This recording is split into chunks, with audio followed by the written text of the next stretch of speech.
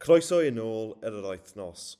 It's the second week back of the new Senedd term and amidst a busy week. We've seen a back and forth on health during First Minister's questions, a ministerial statement that discussed the Welsh Government's progress on the period Pride Wales, the Government's plan to eradicate period poverty and the Welsh Conservatives debate on the NHS. In response to the Plaid Cymru leader Roundup's question about cross-border referrals between England and Wales and the NHS, First Minister Lyned Morgan said the government will continue to take advantage of sending patients to England to mitigate the waiting lists. Also in health-related news, a discussion about period Proud Wales saw contributions from several members focusing on gender inequality, period poverty and the importance of breaking down the stigma around periods and menstrual health.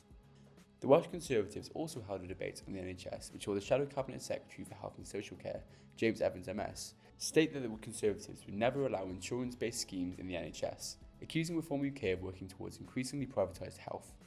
Laura Ann Jones responded saying that the NHS will remain free at the point of delivery under Reform UK, and the Cabinet Secretary for Health and Social Care responded to the debate, highlighting the Welsh Conservatives' focus on reducing waiting times.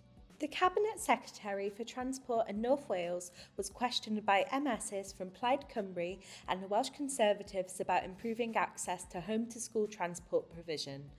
The Local Government and Housing Committee held evidence sessions with experts on the Building Safety Wales Bill, and the ESJ Committee held Stage 1 scrutiny sessions on the British Sign Language Bill.